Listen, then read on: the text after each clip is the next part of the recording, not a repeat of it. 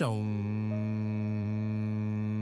a valley 270 meters deep, swept by winds that gust without warning across southern France, and a highway that needed to cross it in a single, unbroken line stretching 2,460 meters from rim to rim.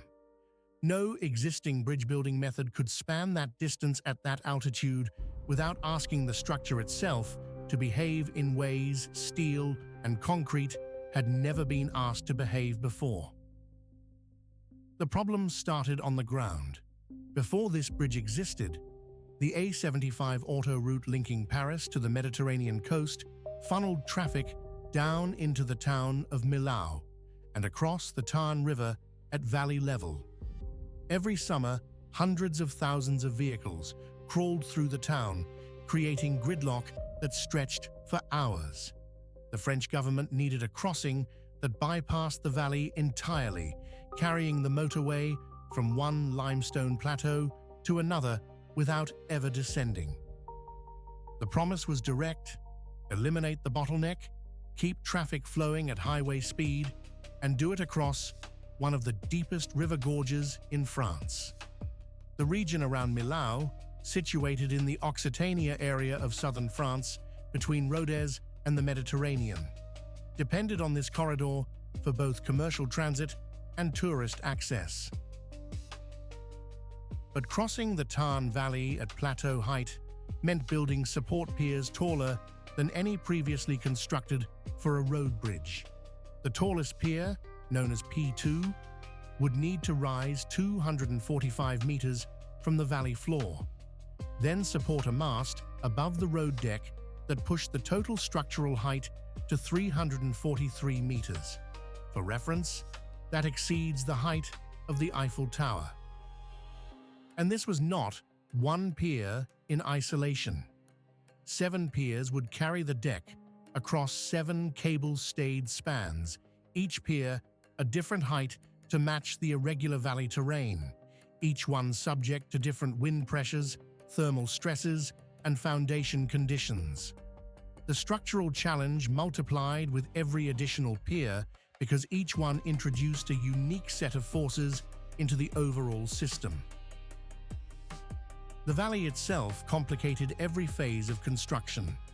The Tarn Gorge regularly fills with low cloud and fog, sometimes reducing visibility to near zero at the altitude where workers would be operating. Wind measurements taken at deck height showed forces capable of deflecting a structure laterally, meaning the design had to tolerate movement rather than resist it absolutely. Temperature swings between summer and winter would cause the steel deck to expand and contract by several hundred millimeters over its length. The engineering team had to design a bridge that was both rigid enough to carry heavy traffic and flexible enough to breathe with the atmosphere around it. These were not hypothetical concerns. They were measured realities of the site. Earlier proposals had considered crossing the valley at a lower altitude, or even tunneling through the plateau. A lower bridge would have required a descent and ascent on both sides, defeating the purpose of a high-speed bypass. Tunnels through the soft limestone presented ventilation and drainage problems that multiplied with length. By the early 1990s, the consensus among French transport authorities shifted toward a high crossing, a bridge at plateau level. The structural engineer Michel Villaujou developed the cable-stayed concept, and the architect Norman Foster shaped its aerodynamic profile. The contractor Eiffage won the concession to build and operate the crossing.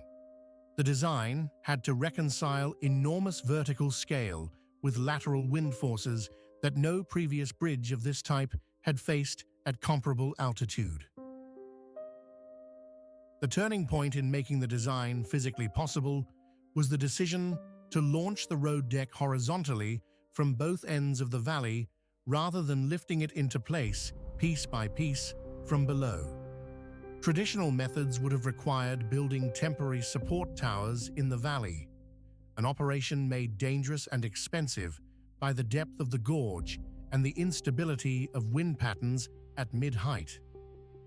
Instead, the engineering team assembled the steel deck in segments on each plateau, then used hydraulic rams to push the completed sections outward over the void, sliding them forward on temporary pylons until they met above the deepest point of the valley. This method meant the most dangerous vertical zone of the valley was crossed by steel moving horizontally overhead, rather than by workers building upward from below. This translation method demanded extraordinary precision. Each push cycle advanced the deck by roughly 600 millimeters at a time, the leading edge of the deck unsupported for long distances before reaching the next pier or temporary pylon had to remain within tight tolerances to avoid buckling or catastrophic deflection. GPS positioning systems monitored alignment continuously. The hydraulic jacks operated in coordinated sequences to prevent twisting forces. As sections advanced from both plateaus simultaneously, the two halves of the deck had to align within millimeters when they finally met above the center of the valley.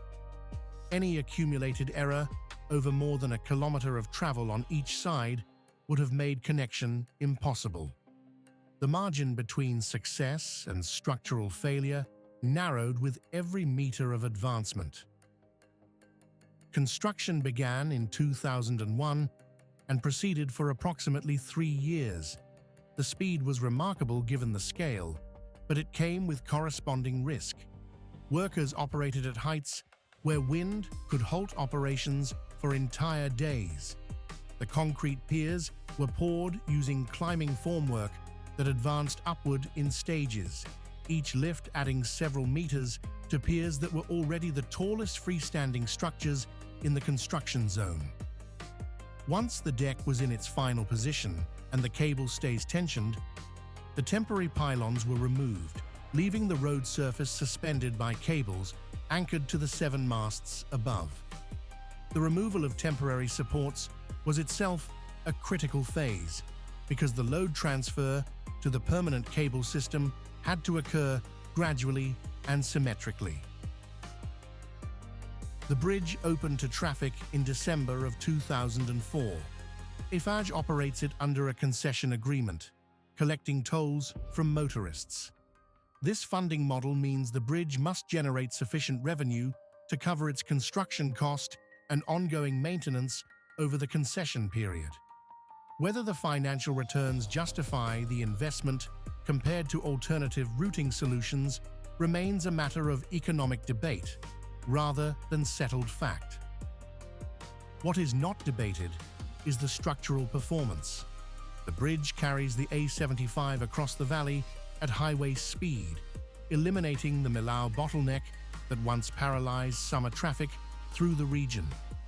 The economic benefit to surrounding communities, including the city of Rodez to the north, is observable in reduced transit times, though quantifying the full regional impact involves assumptions that remain open to interpretation.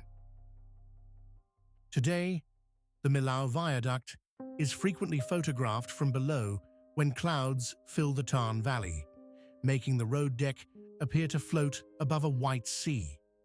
This visual phenomenon is not incidental. The deck sits at an altitude where low-altitude fog banks form naturally, a consequence of the same valley geography that made construction so difficult. The bridge has become a landmark, not only for its engineering, but for the atmospheric conditions that the engineers had to work through and that now provide its most distinctive visual characteristic. The central engineering decision that made the Millau Viaduct possible was not the height of its piers or the tension in its cables. It was the choice to assemble the deck on solid ground and push it into position horizontally, converting an impossible vertical construction problem into a controlled lateral one. That single method decision, hydraulic translation over the void, turned a structure that could not be built from below into one that could be built from both sides and joined in the middle. Every other element of the design, the cable geometry, the pier heights, the aerodynamic deck profile, served that central method. The constraint shaped the solution, and the solution defined the bridge. The Tarn Valley is still 270 meters deep.